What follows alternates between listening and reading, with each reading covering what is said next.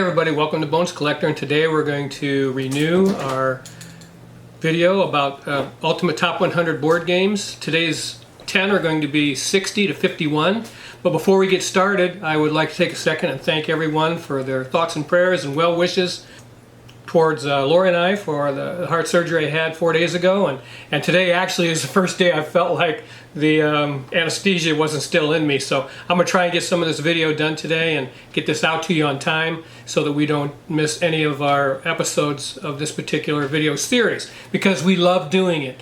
And here comes 60 to 51 right at you. Okay, for position number 60, position number 60, we got a couple of games from a fella named Michael Schacht. Now, Michael had this Zooloretto game that came out in 2007 and it won the Spiel des Jahres.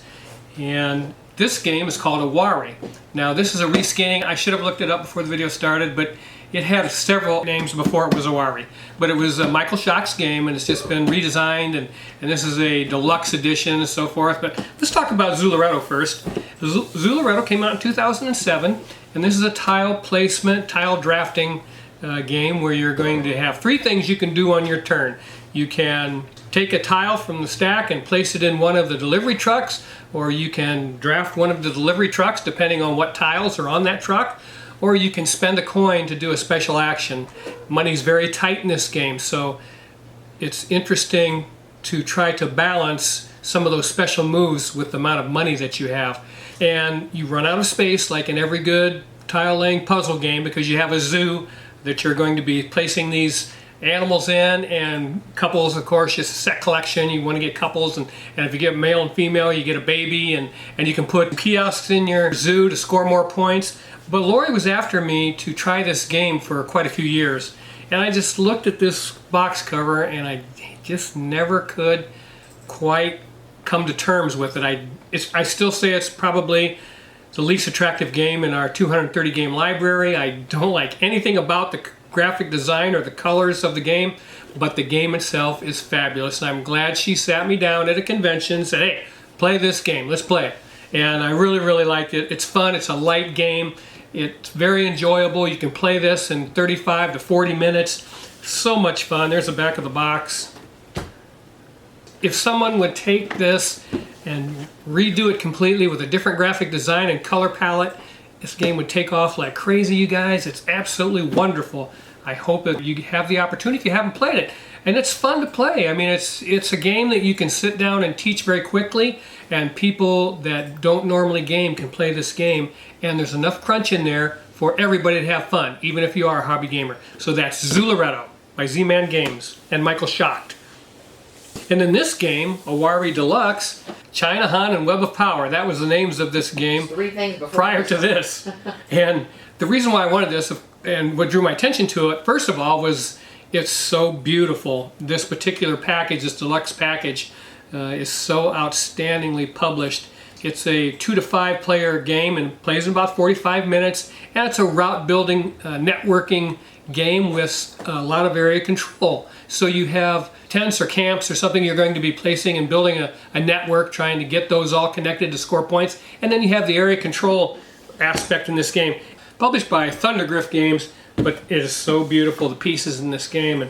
And I bought this from a guy on Virtual Flea Market at a convention for $50, and I'm glad I did. I mean, I knew I wanted it, and it was up on the Virtual Flea Market for a few minutes, and Lori said, hey, there's an Owari Deluxe in there. I said, buy it. You know, whatever, I don't care, buy it. But these pieces are washed, they're absolutely gorgeous, and you get 6 double-sided boards in here to play, and then you also use in this game a card mechanic, and there's tarot-sized cards in here that you have in your hand, and you're going to use that card mechanic that's going to tell you where you're going to play on the board and what action you're going to take, whether you're going to place a tent or place one of your totems in there. So it's so awesome. What a great game. And these are a couple of games by the same designer. Both of them are fantastic. I would say Owari Deluxe is a little more complex, but not a lot. But it's so much fun, and when it's on the table, people actually wander by your table and say, what in the heck is that? That looks beautiful. And that's kind of fun too, even though it seems a little shallow. But if the game is good, and you want to have some nice pieces to show it off. So that's Owari Deluxe and Zooloretto, two wonderful games in our library by Michael Schacht. Hey you guys, in position number 59 is going to be some of the Queen games in our library. You'd think that would be all. Yeah. Well, we have the City Collection by Stefan Feld. So we have quite a few Queen games in our library. So I'm going to highlight some of them right now. And the first one I want to talk about is Lancaster by Matthias Kramer. Matthias Kramer is an outstanding board game designer. He's already had a game in our Ultimate Top 100 list with Kraftwagen, and he did Glen More, and I think, if I'm not mistaken, did Rococo with Maltzes. So just an outstanding board game designer. I sold this game and bought it back. There's the back of the box. It's an area control game that's so much fun, and one of the actions that you take in this game are one of the phases in this game, because there's different phases in a round, but they have the Parliament where you vote on laws, and I really love that part of the game, and it changes the rules during the game. So it's just outstanding to play. It's a classic, 2 to 5 players in an hour, and it's absolutely wonderful to look at when you got it on the table. I enjoy it because it's so much fun to play, and that's Lancaster by Matthias Kramer.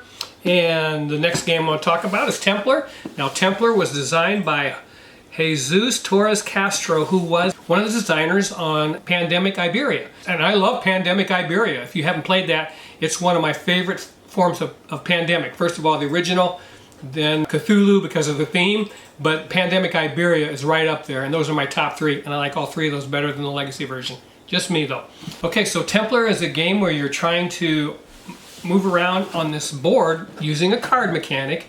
You have a hand of cards, everybody's got the same hand of cards, and you're trying to hide treasures in this temple, secret treasures, and you're scoring points by moving, I think, the abbot into that area and scoring the points. So the game is outstanding because all players have a same deck of cards. Is very interesting. And in this game, you have to play your card face up, and then no one else during that round can use that particular card because you all have the same deck. So that's kind of interesting in itself. But I love this game. And again, this designer that did Pandemic Iberia, this caught my eye because of it. I had never heard of this game. We were at a convention, right? Mm-hmm. And I said, well, it's Queen Games, and I looked at the back of the box, and that helps sometimes when you can see the back of the box because it kind of gives you a feel for the game. And we sat down and played it, and we're pleasantly surprised, weren't we? Yeah. That we really, really liked it. And I wanted to tell you about it and include it in this Ultimate Top 100, but that's Templar. It's fantastic. I love playing it. It's going to stay in my library. The other game I want to talk about is a very easy dexterity game that came out in 2017, and that's 6 years ago. I have 4 grandkids, and they were all very young 6 years ago. Even though we have one graduating this year from high school, 6 years ago he would have been, what, 11 years old. Yeah. So, and then the rest of them were younger than him. So we bought this game to play with them, and we still have it, and they still like to play it, even though they're older teenagers now. Each player has a bag, and you have all these different shapes in the bag. And you are going to put your hand in that bag underneath the table, and it's a racing game. You have a board that's going to have different shapes on it, and you're looking for that shape in the bag that you've got, and you're going to feel around that bag and try to find that shape. That sounds easy, doesn't it? It is not easy, is it? It is because like you're racing, so the pressure's on, and if you draw the wrong shape out of the bag, that may count against you at the end of the round. You're going to have to put that up in an area on the board, and then you draw tokens to see which shapes count against players, and you might lose points in that. Not to mention, you get different rewards. You're the first one to find that shape on the board. You put that shape on that square, and whatever's under that square, you get that reward. And it's money or moving your ship around this island and getting benefit tiles and stuff like that. So it's very cool. We have a good time playing it. And we've talked about getting rid of this, but we just, when the kids come over still, hey, I mean, it's something that it doesn't take a lot of explanation to revisit. This is by Wolfgang Derschel and Manfred Reindl. It's by Queen Games. It's fun to play with adults too. It's silly. Yeah, it came out in 2017, and it is silly fun. Again, if you have real old grandparents like us, and you want to teach them a game, hey, Captain Silver, everybody has a good time, and I don't know. It's hard to explain, but it's fun. It's like playing Camel Up and that kind of stuff, but absolutely a good time. Next game I'm going to talk about is Queen's Architect by a guy named Volker Schachtel. And Queen's Architect came out, I believe, in 2016 maybe. Yeah, 2016. That's a good guess because I didn't see that. But this game kind of reminds you of Macau a little bit, where you're working that windrows. In this particular case, you have a star-shaped like piece of your player board. You're going to have two pieces in your play area. You're going to have that star, and then you'll have a tavern. And the tavern will let you take a certain action that's on this star. The star, you'll have your player piece on here, and you move it around the star to take different actions. You can move 1 to 3 spaces around that star. And part of it is drafting these craftsmen off this market board. Depending on the position on the market board, it has different costs, and also it has different work value depending on where you take it off that board. And when you put it on your star, every time you use that to score, you have to spin it clockwise, and when it gets to the arrow, the next time you spin it, it's off, and you've got to hire a new craftsman. But you can use an action on your star to turn it counterclockwise, and sometimes that gets you a larger number when you want to go to one of these cities and score. It's really a cool game. How do they do that? Where do they go? They go to the bar. They go to the bar, yeah. What is it, the bar and the... It's the tavern, and then there's a dormitory where they go sleep it off. Yeah, so they're resting. So you have a tile for every one of the colors of these craftsmen, and that's a tile you have to move around the tavern in order to get back to the beginning, where you can, again, pick that particular color and turn it counterclockwise. Very cool game. And the scoring mechanism is sweet too. It's over here, and you draft appreciation tiles, and there are different number values, like 6 or 8 or 7, and you're going to lay those out randomly on this scoring track, but you have to have that value to move up that track. If you score 11 points, and the first 2 values are 6 and 6, you're going to only be able to move 1 time, and throw the other 5 points won't be wasted. Yeah. You get what, scrolls or something? Those bonds. Bonds, yeah, you get bonds, but you have to score that amount of points to keep going up that track. First time we played this game, I enjoyed it, and we've hung on to it all this time. It's a fantastic game. You know, as games come out, new games, these get pushed to the back of the pack, and they've been out a while, and, you know, it's like musicians. Oh, they're old news, you know. After a while, they're old news. But these board games that are old, they didn't stop being good, they just got a little older. And they might have a few faults, but that's okay. You know, it's like people, you love them anyway, even though they have a few faults. And Queen's Architect is worth your time. Laura and I play it in an hour, 2 to 4 players. So yeah, wonderful game from Queen Games. The next game I'm going to talk about is Thebes by Peter Prince. This game is very luck-driven, so people who don't like that are not going to like Thebes. One of the cool things on this is time is a currency, so you're moving. You're moving from city to city, and of course it takes more time to go from certain cities to ones that are further away. So you're going to pay more in time, and that uses that mechanism where the person that's in the back on the time track around the outside of the board is going to get to take as many turns as they can before they pass the other players. So whoever's in the back is going to take their turn. And sometimes that's 2 turns, sometimes 3 turns in a row. It depends on how the game plays out. Each year is 1 time around the time track. So you're going to go around the time track 3 times or 2 times, I can't remember. And then you have these dials that are in the game, and they are going to determine how deep you can dig into and excavate at these different sites. And there's a whole bag for each one of those sites full of tokens and treasures, and they're all the same shape, but you stick your hand in and a bunch of them are blank, and that's what I love. That's what kills you, man. But here's how you guard against that. You just get more knowledge. You know, if you know you're a guy like me, I'm not the luckiest person in board games, so I overcompensate usually and get more of what I need that lets me draw more tokens out of the bag, more knowledge. And then there's a set collection element going on in the game also. So these beautiful draw bags that you get in this game are fantastic, you know, for every color of the treasures. And then it's got a nice insert that holds everything in place in there. That's really cool too. So I don't know. Again, it's an inexpensive game if you can find it, and I think it's readily available if you wanted to buy it brand new. But hey, I'd get on the geek market and see if I couldn't get this for 10 bucks. And it's a wonderful time. It's so much fun, you guys. I don't know. Queen Games, back in the day, they were knocking it out of the ballpark. And then, of course, my last game I'm going to talk about is Fresco. That's Marco Ruskowski and Marcel Subelbeck. I'm sorry, guys, if I slaughtered your name. There's 3 expansions that come in this game, and this we chose to keep over the Gallerist. We had the Gallerist by Vito Lacerda, which is a wonderful game.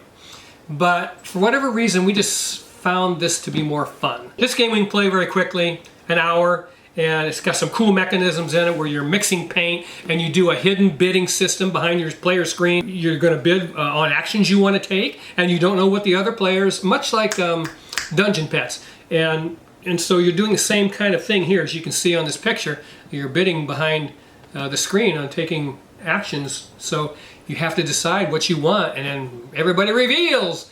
And you look at the other players and you go, oh, rats.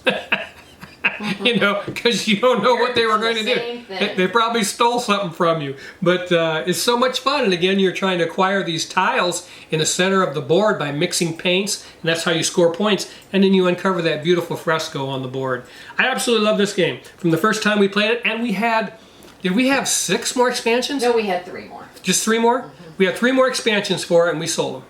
Yeah. Because this box right here, too much. Oh, this box right here has so much in it. And it says 3 expansion modules included. If you get that box, it's absolutely fabulous. This was nominated for the Spiel des Jahres, and it deserved it because it's absolutely fantastic, and Lori and I enjoy playing it. Still, to this day, it doesn't get worse. It just keeps getting better. Fresco, I love telling people about it. 2 to 4 players, plays in an hour. That's right on for 2 players. And this came out in 2014. So yeah, made in Germany, Fresco, from Queen Games, and these are my Queen Games in position number 59 of our Ultimate Top 100 board games. Hey everybody, in position number 58 on this Ultimate Top 100 board game list are 2 games from De Beer, and one is called Red Cathedral and the other is called The White Castle. They're by the same designers, and I want to say their names, and I hope I do it correctly. Shay S. and Isra C. I don't know who these people are, but I fell in love with them after I played Red Cathedral. It's just so much fun. From the first time I played it, I enjoyed it, and the publishing job in this little box and this box is outstanding. This Red Cathedral is for 1 to 4 players, and we can play this in an hour, and it reminds me of Toledo. If you've played Toledo, it's very similar in the dice mechanic. You have a rondelle, and you're going to have different colored dice that you're going to roll and put around this rondelle, and then you have to choose one of those dice and move it the value of the die itself. So if you choose the white die and it's got this 6 on it, you're going to move it 6 spaces around that rondelle. And if it lands in a space with other dice, you get to take that action twice. And you can make it so that there's 3 dice in one of the sections. That's the max, but you could take that action 3 times if you can work that out on that rondelle. And then you have secondary actions in each one of these quadrants that you get to undertake also. And then you're building a cathedral that is predetermined before the game starts with cathedral cards. You're going to reserve those cards, and you have a player board where you're going to have special benefits from finishing the cathedral cards. It is so much fun to play. It's a little dice game. The component quality is outstanding, and you couldn't get a raisin in this box. It is packed, absolutely packed full of gamey goodness. I just take my hat off to people like this. Man, you get your money worth out of this box and out of the White Castle. Now the White Castle, by the same designers, 1 to 4 players, and Lori and I can play this in probably 30-35 minutes. You think? 40 minutes? Yeah. I mean, it's very short. It's only, what, 5 turns? It's got a predetermined amount of turns. You have 9 turns. And there's a picture of it on the back of the box. If you haven't seen this, this is new this year. This is 2023. It's going to be in my top 10. You know, I don't care who knows it. It's a great game, a wonderful design. I love these people. And they've turned out 2 wonderful games that are going to stay in my library for a number of reasons. And I'll go over all of those in a second. But you have bridges on the one side of the board, and you're going to take turns drafting dice off those bridges, and you place that dice on an action space somewhere on the board. It's so much fun, but you only have 9 turns total in the whole game to make your point scoring machine come to life. I loved it in Zapotec, and I love it in the White Castle. Both games very similar in feel. If you like one, you're going to like the other one, and gosh, I can't say enough about both of these games by DeVere Games because they're small boxes too. I love that. This White Castle's another one. You can't even get the lid on it. There's so much stuff in here. It's really hard. Oh, I mean, yeah. I mean, it is. And same with the Red Cathedral. It's just packed. Look at that. I mean, you get your money's worth out of this game. I appreciate publishers that do that. And they did it without having a great big game box. So these little games would stay in my library. Better put the rules back in there. These games will stay in my library regardless because I love this small little box and there's lots of game in it. Both of them are medium complexity and so much fun to play, and that's by DeVere Games, the White Castle and the Red Cathedral, and that's position number 58. Okay, now in position number 57 on our ultimate top 100 board games list is Tang Garden. Tang Garden was designed by Francesco Testini and Pierluca Zissi. Hey, I don't know how to say their names, but hey you guys, thanks for designing a fun game. It's by Thundergrift Games, the publisher. It's from 1 to 4 players, 45-minute playtime. Right in our wheelhouse, isn't it? Yeah. We love that. Yeah. You know, less than an hour, 45 minutes. And this game is, if it's not the prettiest, it's one of the prettiest games in our library, isn't it? I mean, when you get done playing this game, you don't even want to take it down. It's very pretty. Yeah, you just want to let it sit on the table and just look at it because it's so pretty. It has some 3D tiles that you use, and it uses a line of sight mechanism. It's a tile laying game and set collection. You have some character cards and these little miniatures that I wish were painted, but they're not, of the characters. And as long as you have that character in your play area, you can use the benefit that that card gives you. But in order to score it, you have to get it out somewhere on the board. And once you put it out on the board, that character card is no longer valid to use as the benefit that's on that card, so you lose that power immediately. And so it's a timing mechanism when you're trying to place those characters on the board. Hey, this game is so much fun, you guys. I love it. Every time we play it, we have such a good time. It's so pretty. It has these beautiful pagodas and stuff that you're going to put on the board and put your characters on. Oh my gosh, I couldn't say enough about the absolute beauty of this game. The physical beauty of this game. It's absolutely gorgeous. You've never, like these things, these beautiful things, these pagodas and these bridges you're going to put on the board, they're so awesome. And then it depends on, you know, how your character, when you put them in there, which direction they're looking and what icons are on those 3D tiles or on the board are going to score. And then again, like I say, you got a set collection thing going on in addition to that. Man, it's an awesome game. And again, we've had this, we bought it when it first came out. Sold it. I told her there was somebody selling it really cheap, and I said, "Hey, get that back." I don't know what I sold that for. That was stupid. Sometimes I wonder about my own sanity. But this game's fabulous, and just having it on the table right now, I want to stop the video and play this game. And I'm not kidding you. It's absolutely a beautiful game. You don't need any expansions, you guys. And this is kind of a deluxeified game without saying deluxeified on it. And the game itself is absolutely fun to play, and that's why you play board games. That was number 57 on our Ultimate Top 100. Okay guys, at position number 56 we have a couple of games by a designer named Ralph Zerlinde. Now on this one he collaborated with Stefan Dora, and on Finca he collaborated with Wolfgang Sanctor. Now Ralph Zerlinde also did Milestones with Stefan Dora, I believe, which is an outstanding game, super underpublished, but a beautiful game if you ever get the chance to play it. It's called Milestones. I bet you can get that game for $5 or $10, but it's fantastic. And then the other one I was thinking of is Animals on Board, which we have in our library. It's a I Split You Choose game where you're putting animals on the ark. So set collection, lots of fun though. We keep it and we play it. But these two games, Pergamon came out in 2011. It's been reprinted recently, and I believe the box is blue. But green. Might be green. It's a game about spectacular archaeology, and this is a little box about the size of Carcassonne. And in this game, it's got a really cool mechanism in it. And this is the board. It says Pergamon on the back. That's pretty sweet, isn't it? Get out of here, Finca.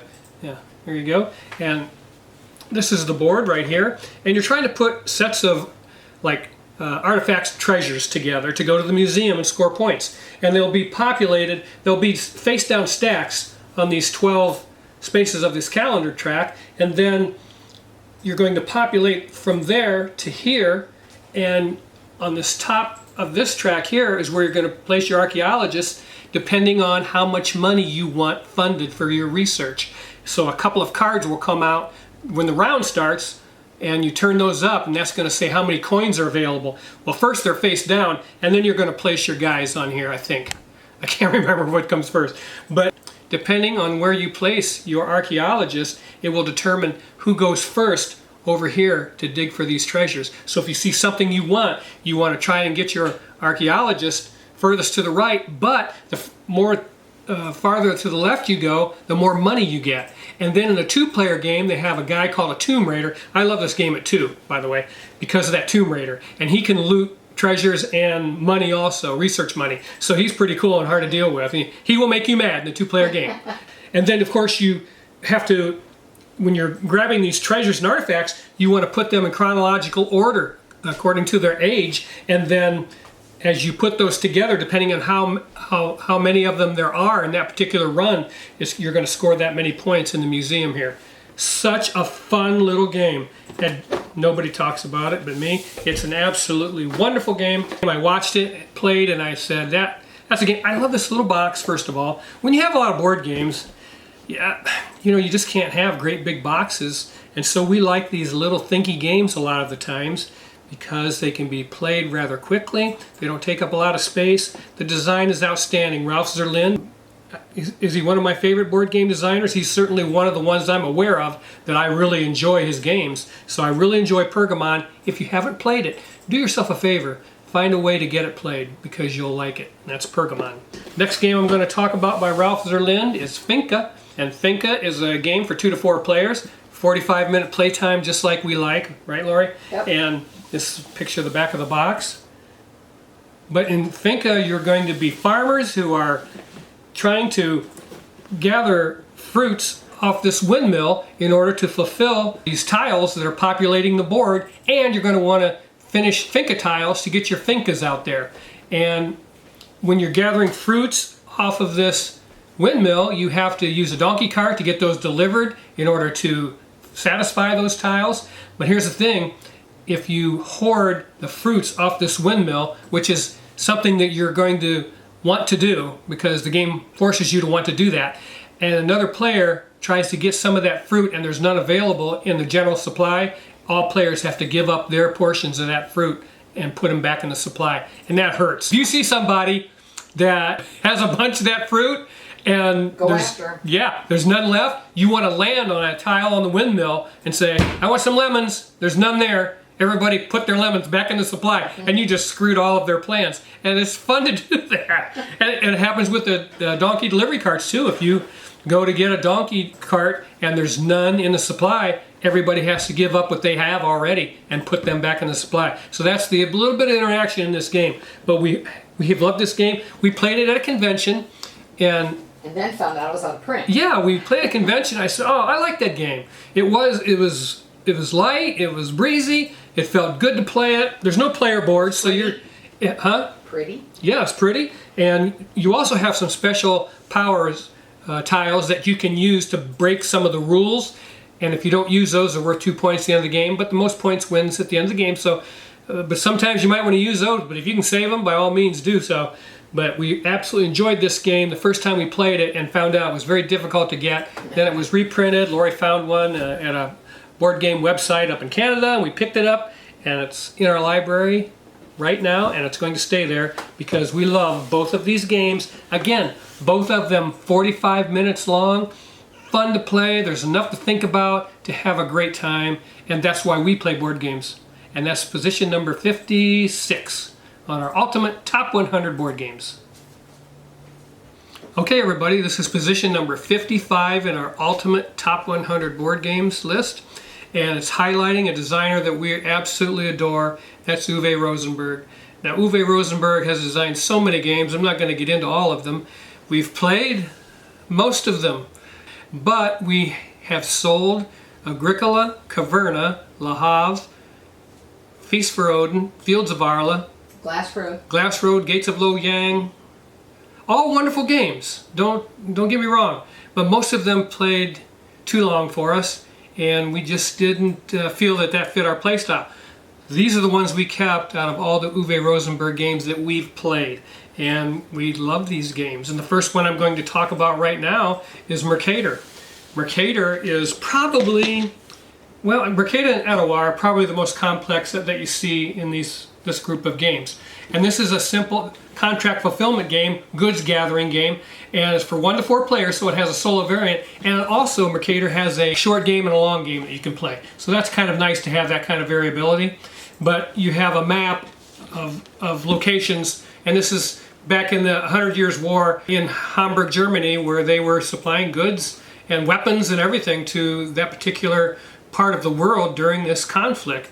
And that's what you're doing. And this has a wonderful presentation because it has these bins that sit in the cutouts on the board that have all the goods in them. You're going to have an office board that you are going to be your personal player space, and you're going to put your contracts on there that you draft and all of your goods. And there's a bunch of mechanics where you can exchange goods and stuff like that for other goods, and just a lot going on in the game. And the first one to complete the 10th contract triggers the end of the game or takes the last time tile off the time board, or whatever it's called, because time is a currency in this game because you're traveling from location to location. But we love Mercator. We paid dearly for this. I bet you we paid $80 for it. Probably. It was difficult for us to find, and this was new in the shrink, and I'm glad we did, because again, out of all Uwe's games, we decided we liked this one. You know, and it doesn't get any press, any publicity. People, when you talk about Uwe Rosenberg, what are they going to spout? The first thing they're going to say is Agricola, or they're going to say Caverna, or they're going to say Feast for Odin, you know, things like that. But we love Mercator. Another game that I want to highlight by Uwe Rosenberg, and again, it's for 1 to 4, and it is a 2021 title, maybe? I don't think it was 22. I think it was a 20. Maybe it's. Oh, it is 22. Hey, I always say that's the best year in board gaming in quite a while. It's for 1 to 4 players also, and it takes about an hour to play. This is his advanced level game, and it's easy to play. So if it said expert level, I might wonder if I would like it or not, but we went ahead and tried this at a convention, and we liked it immediately, and it has bats in it. So, I mean, how many games do we have that have bats in it? I don't know. I think this might be the only one. Well, and they're little cute wooden bats. Yeah, cute little wooden bats. And it's a worker placement game. It takes place over 7 rounds. And goats. And goats and wild animals. Yeah, that's and you have these action tiles on that board, and you're going to place your workers on those action tiles. And once you take that action, at the end of the round, that action tile will move down. And once you have all those moved down, there's 7 tiles, you know you're at the end of the game. So I love that Uwe Rosenberg stepped up his game, so to speak, for putting in some thematic value in a board game. And Etowah does that. You're building a village, you're drafting location cards and terrain cards, and the spaces on them have specific icons. So you're going to go to gather those goods on the action tiles, but you have to have space to put them on these cards that you're going to draft, the terrain cards or the location cards. And there's families you can get, and untrained, and then you want to get them trained. And there's quite a bit going on in it, but we loved it from the first time we played it, and we enjoy having it in our library to revisit probably once a year. I don't know if we get it out for more than that, any of our games. So yeah, but yeah, that's Etowah by Uwe Rosenberg. It's a lovely game if you haven't played it. Now, what else? What do I want to talk about next? I guess I'll do Nova Luna next. Nova Luna is a game that he collaborated with Corne van Moorsel, and this game is a racing game. You have, I think, 20 of these little discs that you're going to have in your play area, and the first one to get rid of all 20 of those wins the game. There's no bonus points at the end, no extra turns, nothing. When you place your last token, your last disc on a completed group of tiles, you win the game. And I love that. This is the back of the box. It's a small game. Corne van Moorsel did another game that we really like called, do you remember that? Habitat. What was it? Habitat. Habitat. It was a tile laying game. It was absolutely fun, but this one is magnificent. Boy, when we want to get out and be really competitive, because racing games can be competitive, and when we want to get some real tension going, we get this game out and play it, because you're just drafting tiles off of this moon ring, and you're going to try to lay them in your player area and satisfy the patterns that are on them as you lay them down. Once you complete them, you put a token on it, and as soon as you can put your 20th token out, you win the game. It's by Stronghold Games, and Yeah, we've played this, man. We played this 20 times, and probably, and I don't think it's that old. How old is this game? 2019. So yeah, 4 years old. That's Nova Luna. It's addicting. It's a game that has that addicting nature to it because it's easy to play and fun to think about as you're doing it, and and it has that mechanism when you're selecting these tiles that whoever's in the back again gets their turn. So you may get 2 turns in a row, and if there's a tile you want really badly but it's way far up ahead, you're like, oh my gosh, do I want to do that and give someone else more than 1 turn? So there's that tough decision to make also. But Nova Luna is fabulous. It is 1 to 4 players, plays in a half an hour, and that's accurate. We love that game. Okay, next one I want to talk about is Cottage Garden. Cottage Garden was the first of a trilogy of Polyomino games that Uwe put out a few years back. We had made up our mind we were going to buy all 3 of them. And this is for 1 to 4 players, and that's the back of the box. And we did buy all 3 of them, didn't we? Yes. The other 2 is Autumn Harvest, maybe, and Spring Meadow.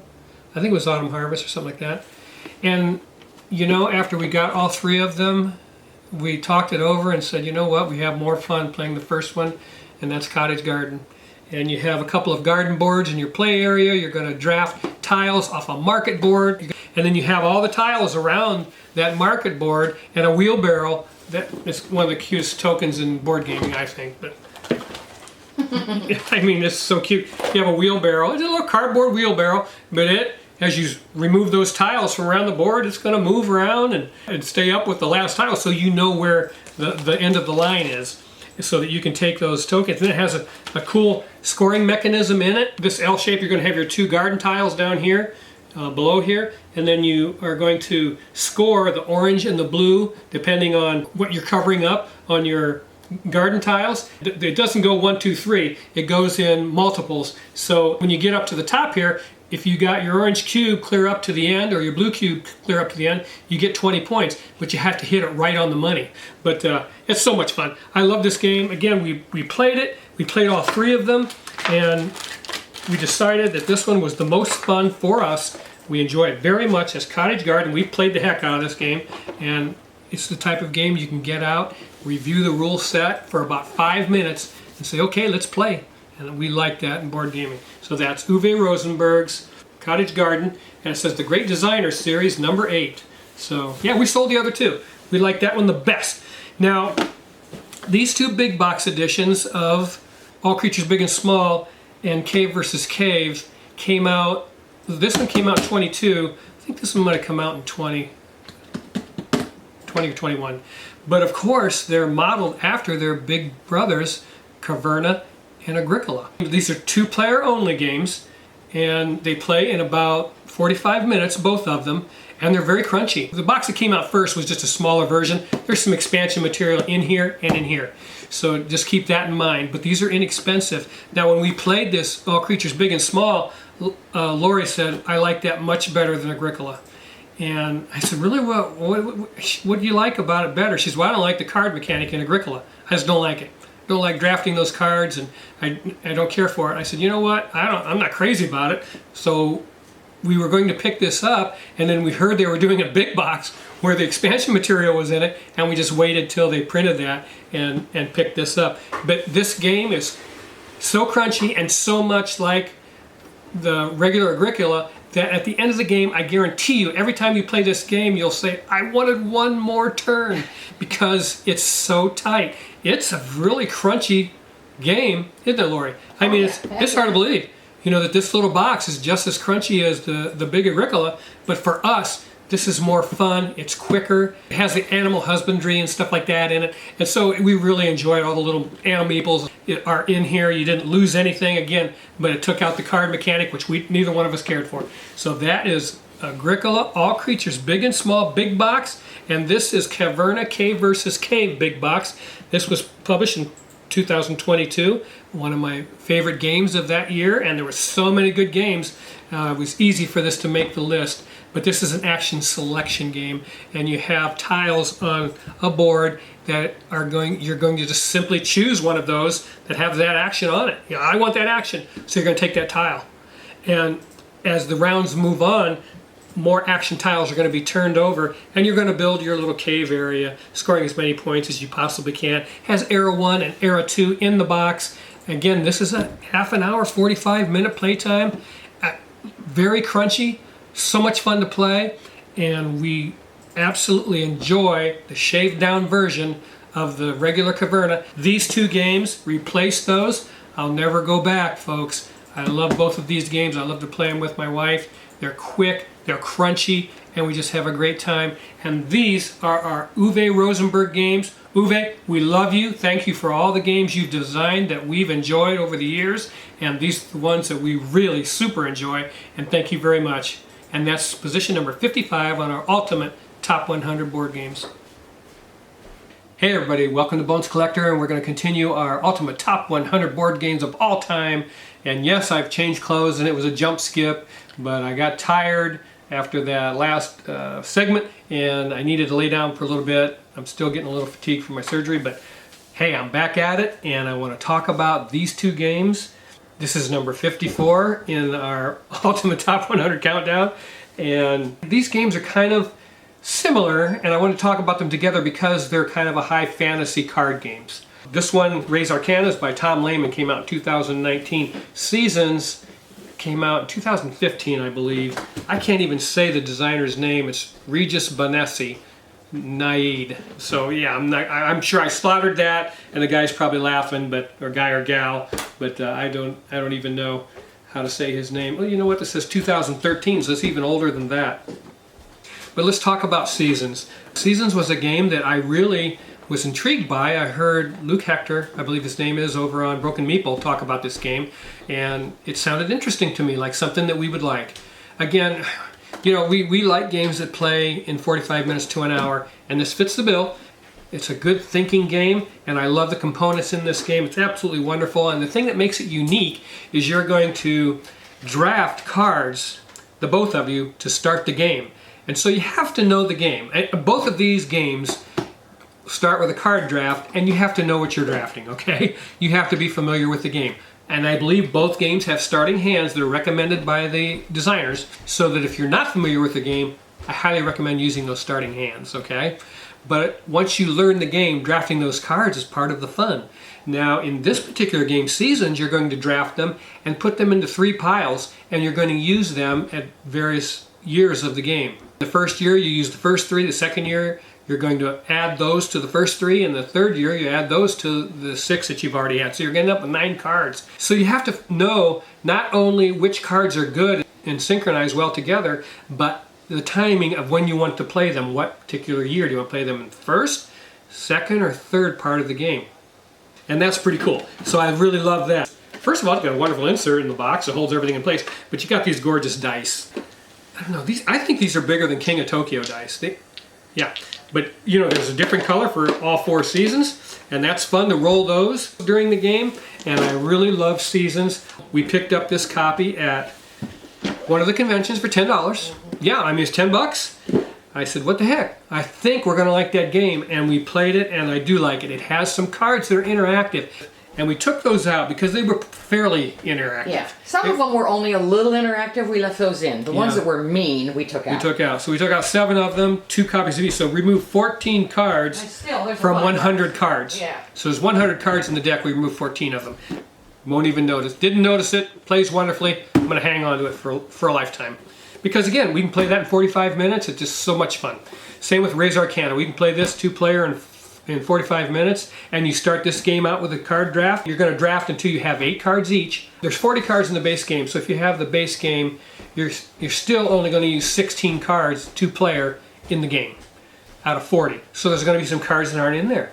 You know, it's going to change the game exponentially every time you do that draft. Not everything's going to be in the game, and I like that. And then once you have your artifact deck, you start out with 3 cards in your hand, and you're going to have 2 mages that are dealt to you. You get to pick one, put the other one back in the box to start the game, put your mage down in front of you, you have your artifact deck, draw 3 of them, and you start out with some essence, you know, those are your resources, and you start playing those cards.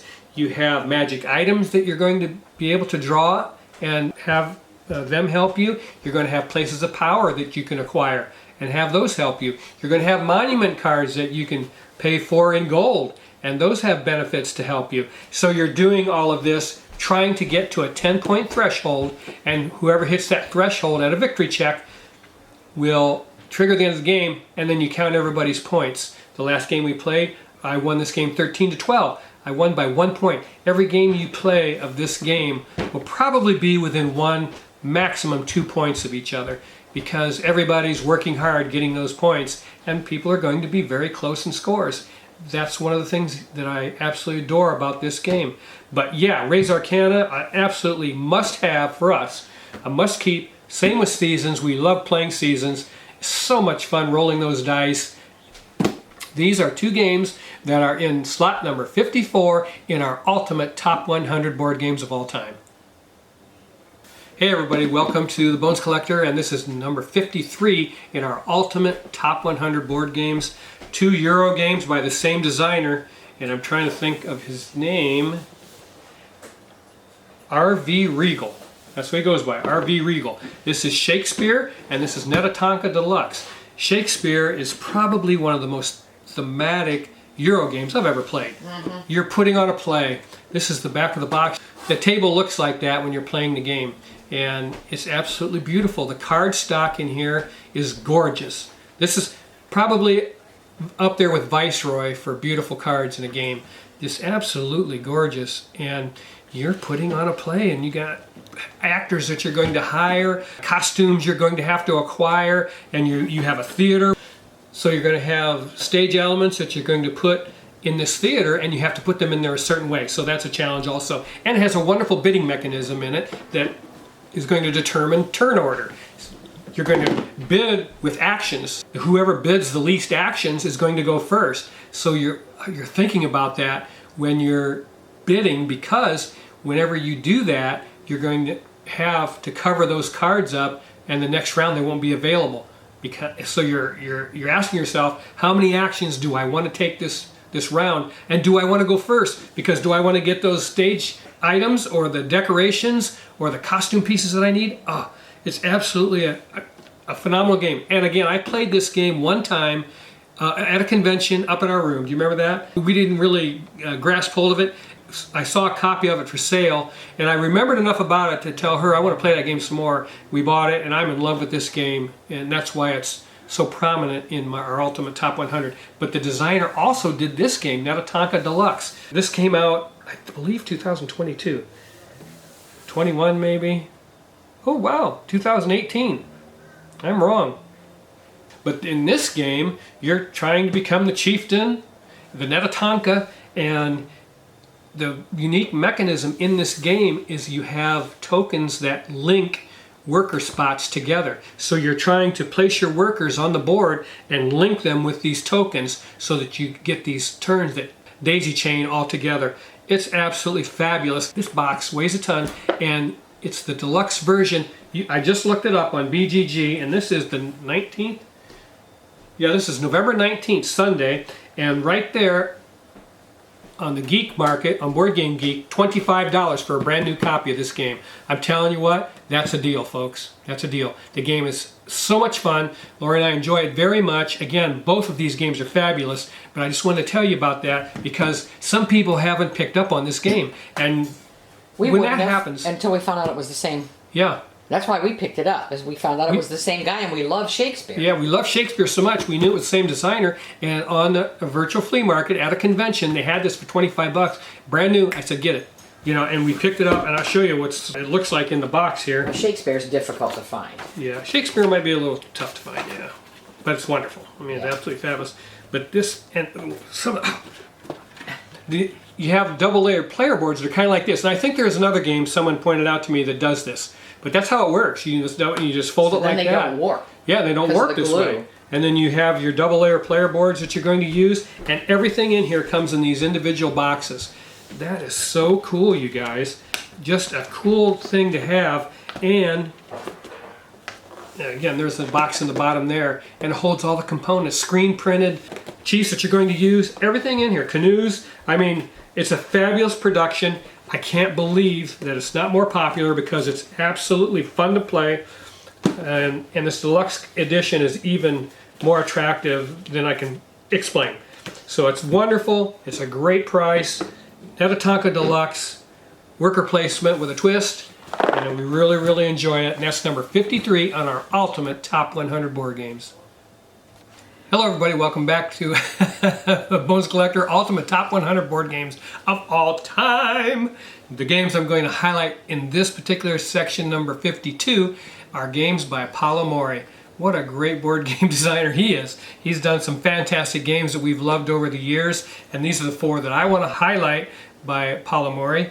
And let's talk about Rise of Augustus. This is just a bingo style game that attracted us years ago. We bought this at a sidewalk sale, $10, and absolutely loved it. And the art is by Vincent Dutrait, and that means something to us. When I acquired this game, we took it home and played it. This is the game that made me fall in love with Vince Dutrait's art. Yeah. And I love it in this, and in Elysium, and he did the art in Amun-Re, the 20th anniversary that we just got. But, oh, what a fantastic artist he is.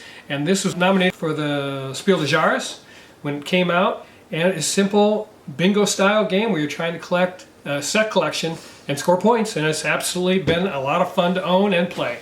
We've had it for quite a long time. The other game I want to talk about, another one, is Vasco da Gama by Paolo Mori. There's so much to love about this game. It's so rich. It has a beautiful market speculation system in it that it'll blow you away. It's so much fun. And then scoring these ships over here is such an art.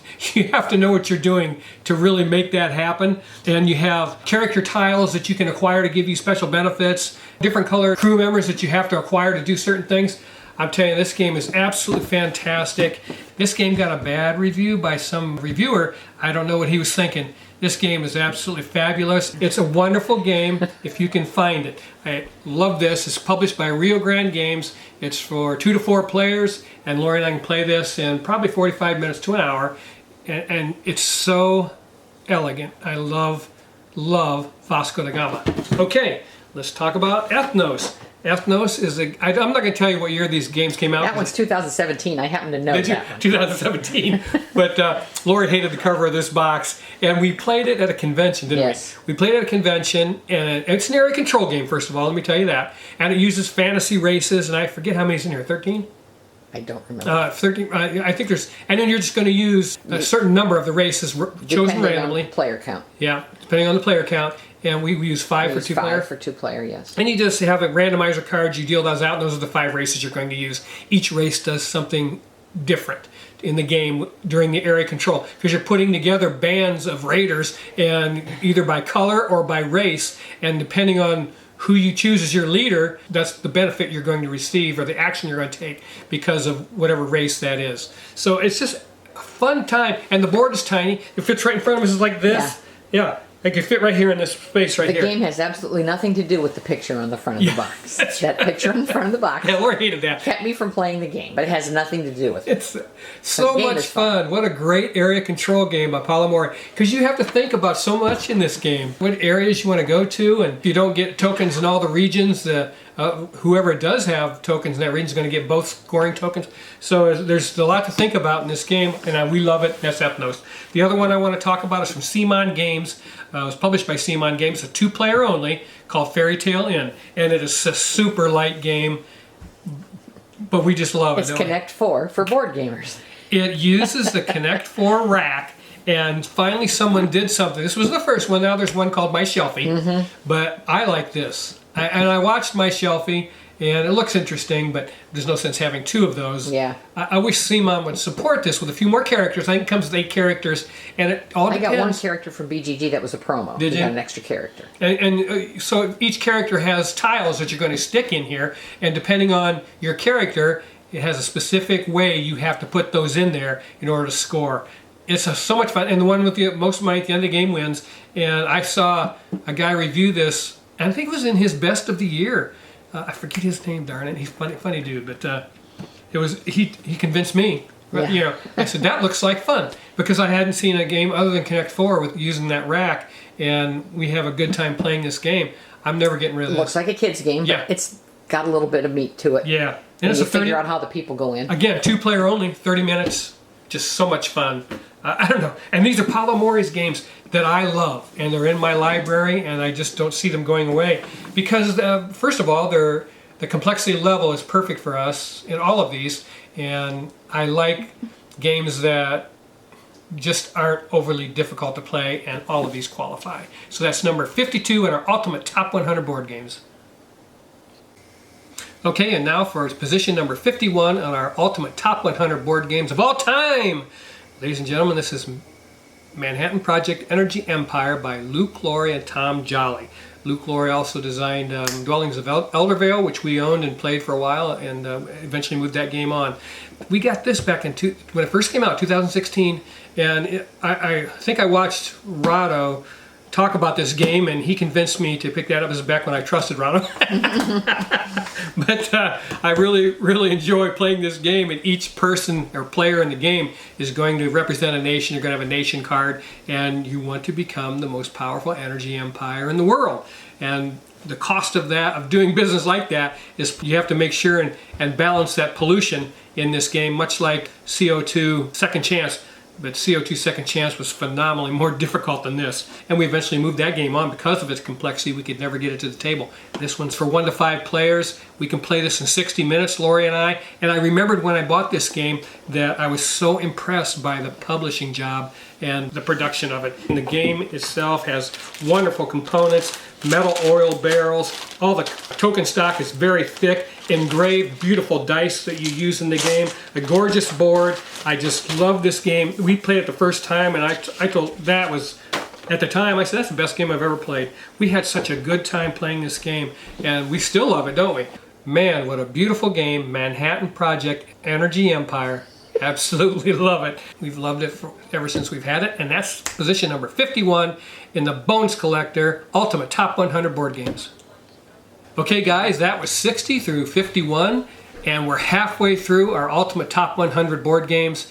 What fun I have had sharing the board games in our library with you. It just gives me such pleasure. This is a hobby that Lori and I enjoy. We enjoy playing the board games, and we enjoy sharing that pleasure with you. It is just a hobby for us. We love every one of you. We love that you're watching our videos. Board gaming is an absolutely fabulous, and I say it all the time, hobby, and it's the best hobby on the planet because it's a loving and just a communal type of activity. So we like that about board gaming, and we like sharing that love with you.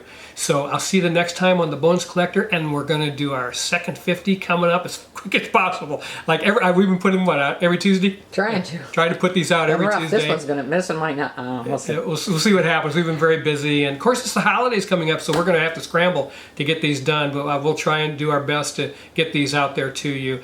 I love every one of you, and keep on board gaming. It's the best hobby on the planet. Like and subscribe, and I'll see you the next time on the Bones Collector. Bye-bye.